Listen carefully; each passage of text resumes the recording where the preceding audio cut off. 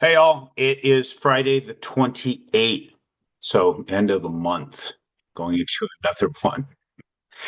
Blows me away how fast they're going by, just completely ripping by as quickly as possible. I may have spoke about this before, but there's a good friend of mine developing some business thought process. You guys look up the name Dolph DeRoos. He is one of those guys that is much like my buddy Robert Allen. Wrote the foreword of my book. Dolph has written the afterword. The artwork is getting finished up right now for that, so we can get this on the website so you can see it. We were talking the other night over dinner, and one of the business thought processes that we have, and we were talking a little bit about how fast things are going by. And when I'd heard, you hear the theory of time relativity and you start to understand the theory, you hear the actual theory, my God, it doesn't really make a lot of sense to me. And I started to kind of think of my own theory of time relativity. When you're a child and you don't have a whole lot of days of experience behind you, every day was very long.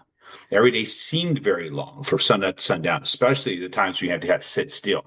Now, us children of the 70s, we didn't, ours was outside. That's where we spent our time. We didn't have these damn things to entertain us. We couldn't just sit there and just invest in some sort of cyber space, right? Everything we were doing was way outside. Just tried to get out and run around. And then the days, because we're putting in new experiences, they seem like really, really long days. And then you get into routines, as the routines of life, going to school and whatever. And then you get the routines of adulthood.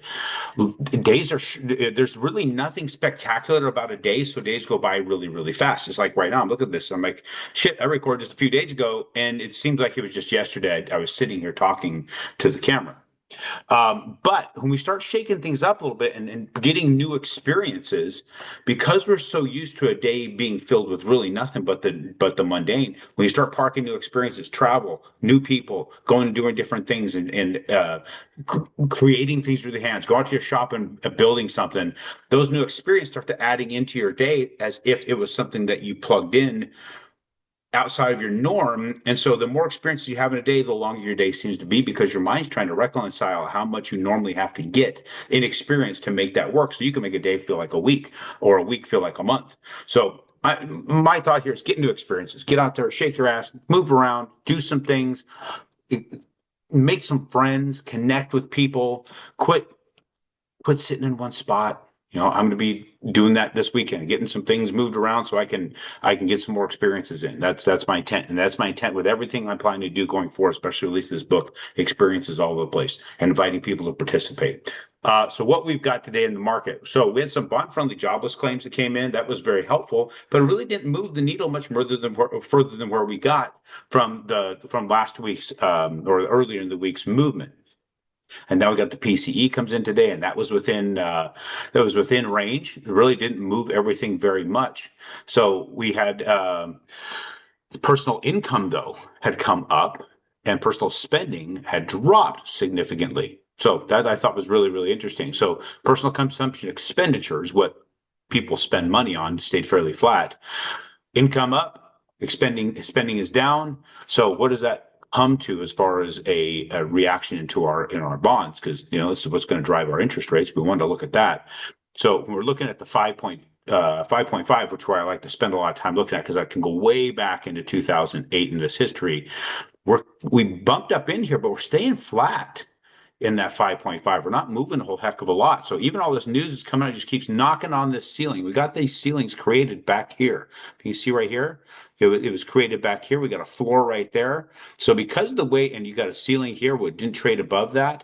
So we have a lot of things in here, little barriers. And we're looking at this barriers being created here that I don't have actually marked in this. So let's go look at the 6.0. This one's really going to dictate the interest rates that how it moves the rates in the mortgage-backed securities for investors. And so we see that one bumping up. That one's getting some movement, but it's not a ton of movement. And not enough well, if we did a float down, so we like to lock at these peaks. So we like to lock these peaks. We had a channel that we were following. We locked at this peak, expecting it to go way down into this. So I've had some blocks right up in here, and that's why I marked this area. We're not seeing a monster amount of movement. So 0.6 basis points, barely about 0.5% in cost adjustment. And that 0.5% really doesn't, it's not something that we're going to see a benefit in the flow down world yet, because we have to see a significant drop. It'd be probably 100 to 150 basis point movement to actually be able to honor something to that effect. But we do have it, and that's one of the benefits. We have that. We can use that in monster movement. But right now, it's just one of these small things that I don't know how much movement we're going to see coming forward because we keep seeing these barriers that we're tapping on. So we'll get back to you on Tuesday, see how that all plays out. But that's where we're standing at the moment. People are making a little bit more money, but they're hanging on to their money from what it looks like, and the cost of things are staying fairly flat. That's at least what we're seeing. Now, we also know it's still going up, right? So it's a flat up. So expecting it to go up 0.3%, it went up 0.3%. So it means that's not meaning inflation's coming down, right? It's flat on the expectation of the costs going up that much on a month over month or year over year basis. Either way, they're calculating that, but it's still going up. Cost of things is still going up. The value of the dollar is still going down. And since the value of the dollar is still going down, you holding hard assets that go up in value and you're paying on a 30-year fix, regardless of what that rate is, and the longer you pay, the less you actually pay because the cost of everything's increasing except the dollar. So the dollar's losing value and you're giving back your payments on your loan with a diminishing instrument. And that's why you're always being pressured to refinance. That's why you're pressured to think the interest rates are what it's all about. So they can enslave you into refinancing consistently, hunting for the lowest interest rate rather than just running your business, locking your costs, and moving on to the next deal. Appreciate you guys. We'll talk to you on Tuesday.